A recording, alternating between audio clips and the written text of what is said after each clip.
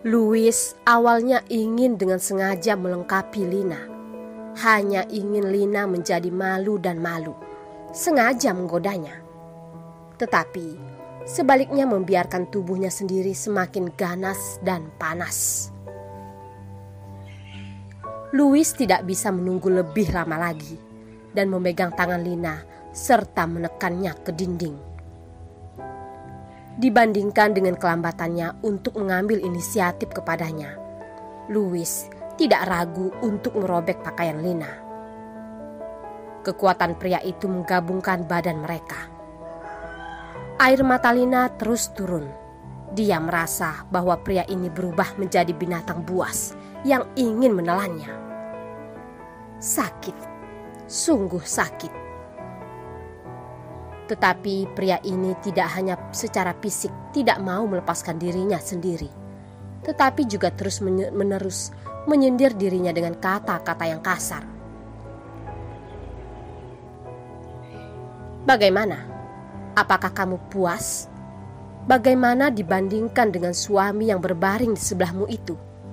Apakah ini lebih menyenangkan bagimu? Lina menutup matanya. Dia tidak ingin melihatnya. Dia menggigit bibirnya dan menolak untuk memberikan jawaban. Jangan tutup matamu. Jawab pertanyaanku. Kalau tidak, aku tidak akan memberimu 10 juta. Ucap Louis. Lina ingin sekali membunuh pria tak tahu malu ini. Betapa abnormalnya dia. Tidak. Lina menambahkannya di dalam hatinya. Dia bertanya pada dirinya sendiri untuk menjawab. Mata Louis tiba-tiba dingin.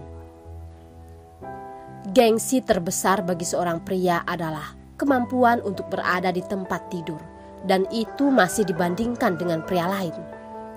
Selama dia memikirkannya, api cemburu di hati Louis bahkan lebih buruk. Nada suara Louis sangat dingin dan mengatakan, benarkah ini baru permulaan?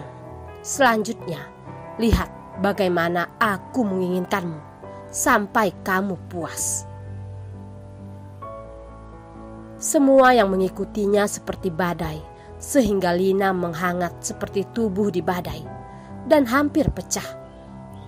Lina tidak berani menangis keras, tetapi ketika sampai di belakang, itu benar-benar tak tertahankan, dan dia harus memohon pada Louis.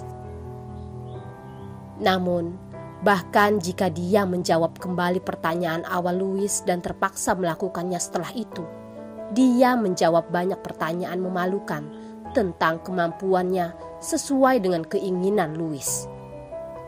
Semua dari mereka adalah jawaban afirmatif.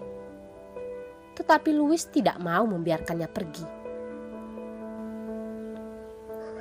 Lina tangannya bergetar, dan kekuatan untuk mengancing bajunya sendiri pun sudah tidak ada. Air matanya jatuh, dan dia tidak berani pergi melihat Lukas yang berbaring di tempat tidur. Dia melakukan ini benar-benar tidak tahu malu. Bahkan dia sendiri membenci dirinya sendiri. Lina hanya ingin memakai pakaiannya dengan cepat. Tetapi semakin dia cepat, semakin banyak gerakannya yang menjadi lebih dan lebih bingung. Tetapi ketika Lina tidak menanggapi, telapak tangan pria itu menyentuh pakaiannya lagi. Pria ini tidak akan mau menginginkannya lagi. Abnormal, benar-benar abnormal. Louis seperti mencibir ketika dia melihat Lina. Aku akan membiarkanmu pergi sekarang, dan aku akan memiliki lebih banyak waktu untuk bermain denganmu nanti. Louis berkata sambil mengancingkan baju Lina. Lina tertegun. Tidak menyangka bahwa Louis akan sangat baik. Tapi Pelakunya adalah dia. Dia tidak mungkin membutuhkan kebaikannya sama sekali. Lina hanya ingin berada jauh darinya. Aku bisa sendiri.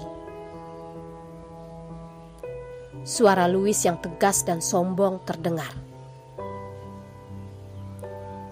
Apa yang ingin aku lakukan untukmu, kamu hanya dapat menerima, tidak boleh menolak. Atau kamu berharap bahwa aku akan melepas pakaianmu sekarang dan kemudian akan berjumpa kembali denganmu? Lina tidak berani untuk menolak lagi. Sama seperti Louis membantunya mengenakan sepatu, tangan Louis mengangkat dagunya dan membiarkan matanya memandangnya. Aku akan memberikan perusahaan ayahmu 10 juta. Aku sangat senang karena pelayananmu malam ini. Tapi aku ingin kamu ingat bahwa ketika kamu bersamanya di ruangan ini, kamu harus ingat bagaimana aku di sini. Selain itu, dikatakan bahwa bahkan orang sekarat akan memiliki sedikit persepsi tentang dunia luar. Kamu bilang, ketika kamu berteriak, apakah suamimu mendengar bahwa kamu sangat